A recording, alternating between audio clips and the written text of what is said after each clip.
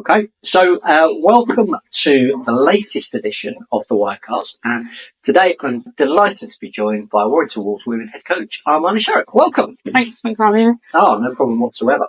Now, obviously, the season started for you now. Yeah. I just wanted to kind of take you right back to the very beginning of your relationship with rugby league. How did you get involved in the sport? Was there anything that inspired you to kind of start to play the game that we all know and love?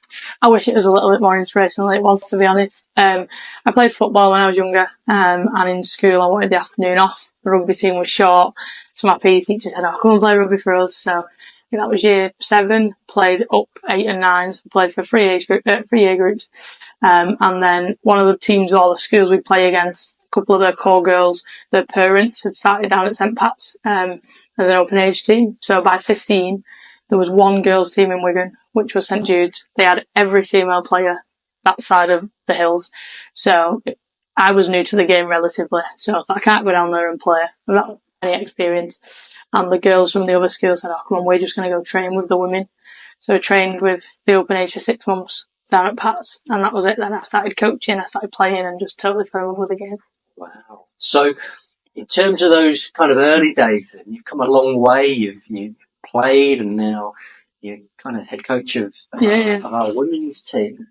What's that transition been like from playing to coaching? Have you noticed many changes? Have you had to adapt kind of your approach? Yeah, I mean, to be fair, obviously, like I say, I've coached for the last 12 years in terms of boys and stuff.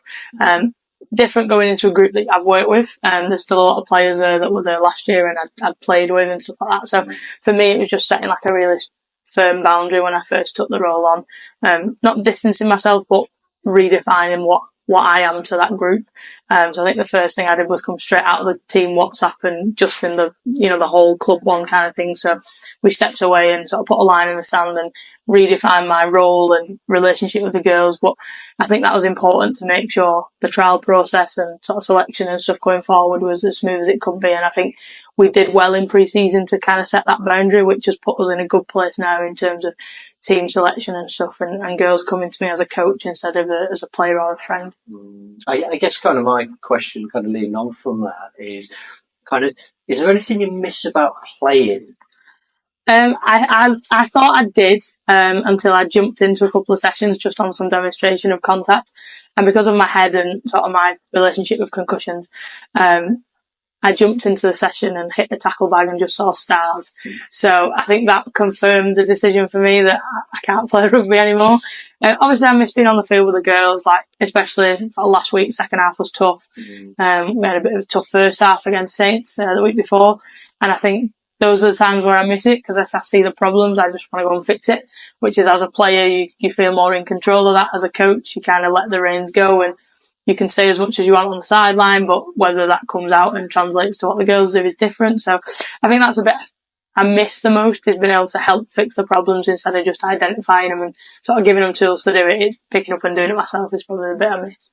It's really interesting when you talk about kind of that change in your relationship with the current squad and also the change in your role. How has kind of your style kind of as a coach been kind of, I guess, honed really? Have you taken anything specific from any of your previous coaches, or is it something that kind of has just naturally developed the more people you've been coached by or the more players you've played with? How would you describe kind of that philosophy of your coach? Yeah, I think for me, a big thing in the women's game is female players wanting to be honest, and they ask a lot of questions. So coaching the boys, you could turn up, you could tell the boys they were doing something and they just do it. They didn't really care why, they just did it because they love rugby and they wanted to be there. Girls are going to ask so many questions, women in particular. They want the why and they want the logic behind everything. Like I said, this year for us it was just about being honest and sort of being open with the girls. We're new in terms of squad, player experience. We've got a lot of youngsters coming in, so for them to develop, they need me to be honest, whether that's on selection, performance, etc.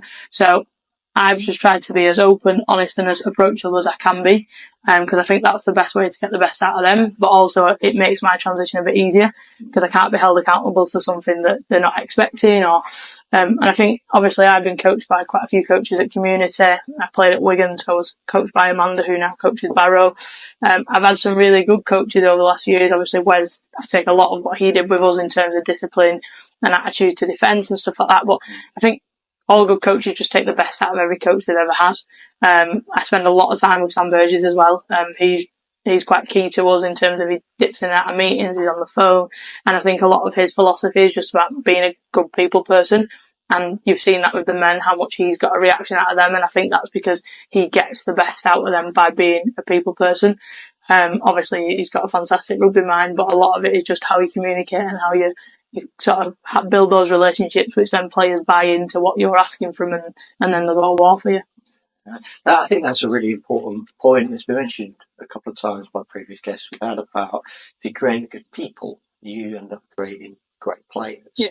And I guess for me, I've noticed it this season. I see a real change in maybe the approach to the games. When you're looking and maybe scouting for players, is there any particular qualities that you look for as now the head coach? You mentioned before honesty, but is there anything in the makeup? Is it more technical? Is it more tactical? Or is it very much around the actual person first and foremost? I think a lot of it, obviously, they have to be good rugby players.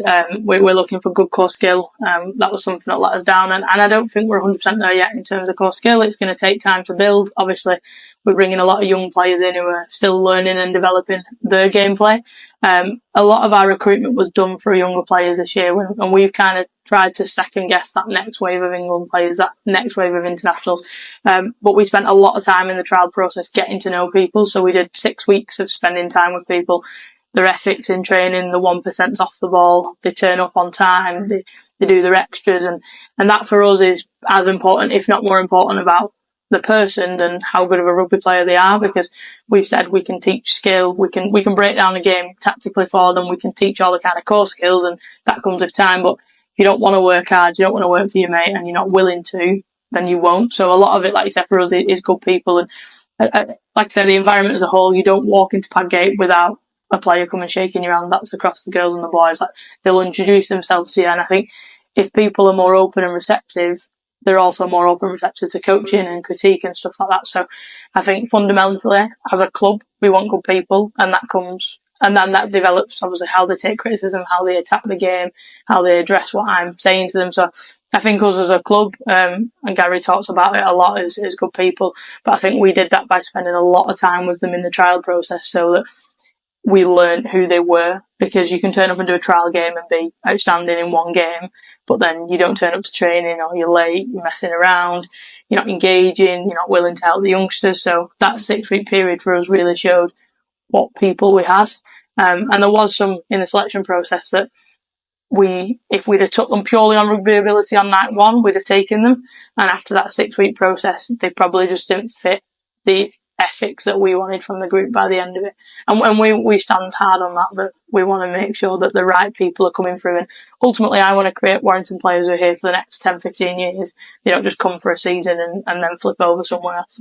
Yes, I think that's really important as well, and particularly when you look at the money, the investment that's available for the women's kind of game. How vital has the foundation support been kind of when you were playing, and also now kind of moving forward into your role as the head coach, in terms of, again, providing you with all the necessary kind of equipment, all of the necessary resources, all the necessary facilities? How would you describe that kind of input from the charity? Oh, we won't happen without it. I think the step up from sort of Championship to Super League, a lot of it comes on the back of money. The requirements for Super League in terms of doctors, medical assistants, travel to games, obviously we get a coach to every game. There's a lot that goes on behind the scenes that probably people don't see in terms of where the monetary value goes. But without that support, we wouldn't be able to perform at Super League. I mean, this year, obviously, all the girls are in the same training gear.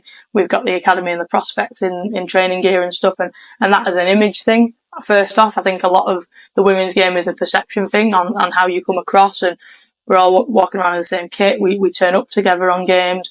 Like I said, we train at the men's facility, so having access to sort of elite performance environment, it meant we've been able to train all winter. We've not had to cancel because of the terrible weather we've had. We've had access to sort of the 4G indoors and the gym and top class S&C and stuff like that. So I think without the support of the foundation, we wouldn't be playing Super League, because ultimately, like you're saying, there's a lot of money coming into the game, but that isn't coming right now, and that will continue to grow. But a lot of it is club funded and sort of self-funded as well. We have girls, they're all individually sponsored, that they've gone out and sourced. So a lot of the money that's due to come in the women's game and will help it grow will only come if the performances come. So it's a vicious circle now of we want more from the game, but we have to give more to the game, and the foundation means we can do our bit and sort of giving more to women's rugby and trying to grow the profile so that the game will continue to grow and we'll continue to put more back into the foundations and stuff like that. Yeah, it's really making an interesting point there as well, because all of the players have got full-time jobs away from the game as well, including yourself. So I just wanted to understand a little bit around what a typical week looks like for you as head coach. If you could kind of maybe start from game day and work your way back, what does that week look like in terms of your time, in terms of the sessions, when do they take place, kind of the work that you maybe do away from the training field as well? Yeah, so I was quite lucky. When I took the job, my day job, they were really supportive of that. So I've dropped a couple of hours at work, Tuesdays and Thursdays, so I can get over early, get some meetings in, speak to players, put any sort of admin stuff in through the week. But we play Saturday or Sundays at the minute, so we meet 2 hours before as a group. We'll be in before that, getting stuff ready. Estelle will be in 5 hours before that, making sure everything's ready. Obviously we play Saturday, Sunday afternoon. We'll then train on a Tuesday. We'll train on a Thursday. Mondays is my planning day, so we'll reflect on the game, plan Tuesdays and Thursday sessions. The weather at the minute isn't helping because that changes what we do. So today we've readjusted tonight's session based on the fact it's rained all week again. But yeah, a lot of my evenings and my weekends are spent sort of planning for the next week. We were quite strategic in how we planned pre-season. We could do it block to block. But once the games come in and you start to see sort of your little weaknesses from the game before, what you want to work on, you lose the fluidity of planning for a month at a time, because it's all got to kind of, you don't want to be too reactive, but you've got to react to what you did the week before. So a lot of it has come a little bit more short term in terms of planning, but I get on the phone to my assistant coaches, we'll plan those sessions together.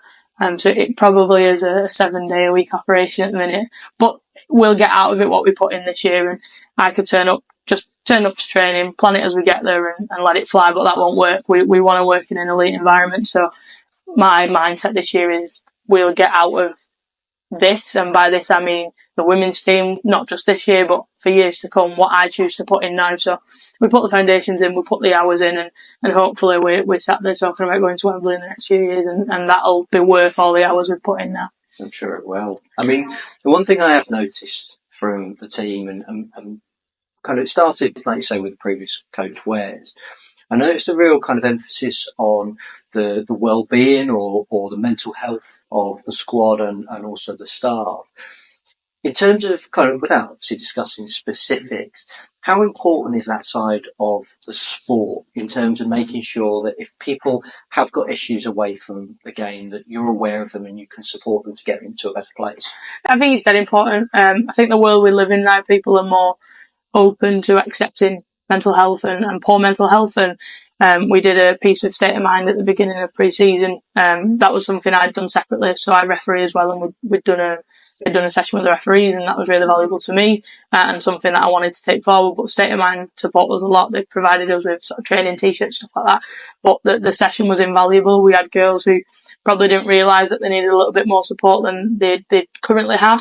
And they then reached out to our sports psychologist. So we have George, who works with us full time. He does sort of monthly check-ins of all the girls. He's one-on-one when they need it. Now, some girls don't need anything. It's just nice to have somebody check how you getting on. And a big part of it is helping them leave it at the door. So they come in, they train, that's a safe space.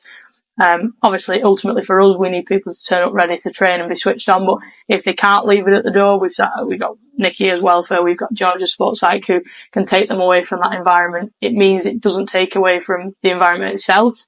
It gives them that safe space to talk, and then they then re-inject themselves into the environment when they're ready. But I think world in general now takes mental health a little bit more seriously. I worked with players who are no longer with us from the game back at community club, and I think it's really important that we look after mental health, and I think that's probably why I focus on it a little bit more because of my experiences. We lost Danielle a few years ago from PAPS, and that's something that sat with me then going forward. So I just think it's really important that not so much in the women's game, but as you go through community and stuff like that, could be the only amount of structure that someone has in a week. So if you can make sure that that environment's safe for them, even if it's 2-3 days a week, that they've got that support, then that's really important, and the avenues open up on the back of that as well. I think that's a very, very important message, and all credit to you guys for taking that kind of and making sure that it's embedded. You mentioned before, I want to go back a step before while we're on the health topic, about those concussions you have. And obviously it's a hot topic within the sport and within the game at the moment. Can you talk us through a little bit about kind of what that was like for you, experiencing those concussions, and also kind of the things that maybe now are in place or coming into place within the sport to help protect players so they don't end up in situations like you ended up? Yeah, I mean, to be fair, like I started playing at a young age. I played at community. Now that it takes nothing away from the community game, but the measures weren't in place. I could get knocked out cold on the field, jump up and go back on 10 minutes later. And that was just the nature of the game. That was no fault of anyone. It was a lack of education, a lack of understanding, and a lack of rules. It wasn't anyone's fault. And it was probably just as much my fault for jumping back on a field. That happened. Obviously, when I came to Warrington, we started doing scats at the beginning of the year. And somebody said, how many concussions have you had? And I was like, I don't think I can say the amount because I honestly won't be able to tell you. But when we looked at it, probably 6 that I've been hospitalised for before I joined Warrington. But now, obviously, we do sort of scat tests at the beginning. We do baseline scats. They then do cognitive tests, which to this day I still can't pass since my last one. But obviously, all the technology of the gum shield, so the girls get tracked while they're playing. But I think the scariest thing for me was on my last concussion. It took me about 6 weeks to be able to word find properly. But it was really innocuous, so I didn't actually realise I was concussed. So it was friendly fire. Casey, who played for us at the time, elbowed me in the head. I didn't go out. I didn't sort of stagger around after it. I just jumped up and I carried on. I came off for my break.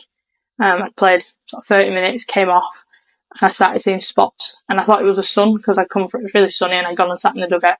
I said to one of the girls, just go and grab me 2 paracetamol, I'll go back on. Anyway, in that time, we'd had a couple of injuries. You need to get back on. So I jumped straight back on. I had sort of 6 to 7 minutes off the field, and I finished the game fine. Like, I didn't feel anything. I went off, was talking to some of the fans and stuff like that. Got in the changing room and completely slumped down and crashed out in the changing room. I was being sick, didn't feel great. And then when we watched the game back, like I said, she's elbowed me in the head. It's rocked, come back, and she's got me again. So twice I was elbowed in the head. But it was probably one of the only times I haven't been out cold. But my symptoms, like I said, for 6 weeks, I really struggled to hold a conversation. My memory isn't great anymore. I used to have quite a good memory. So I had to go and see a specialist because it was the second one in 12 months. And he kind of said, this is your last one before we say this is too many. So basically you can have one more concussion within a 12-month period and we tell you that's it. And I was like, well, what good is one more if this is how I feel now? Like, what is the risk? And I think that was the turning point for me was like, I've never questioned, is it worth it? And any other time I've had concussion, I've been knocked out, like I've wanted to play. 2 or 3 days later, I don't understand the protocol because it's silly because I feel fine.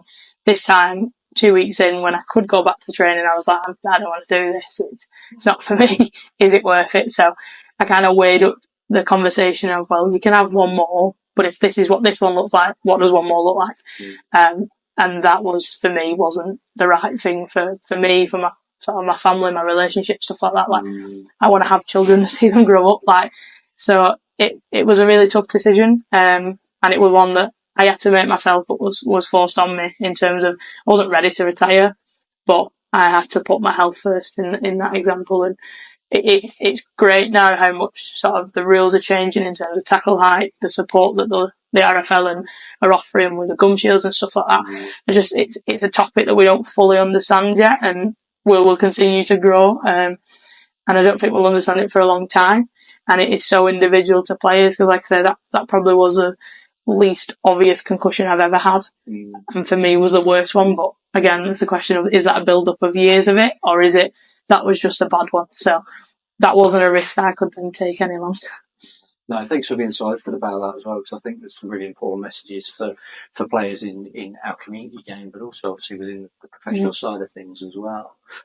Just kind of bringing it towards the end, I just wanted to finish off with kind of a couple of questions, really, in terms of, you're very optimistic, you're very inspiring, and you've clearly got drive to make Warrington the most successful team it can be.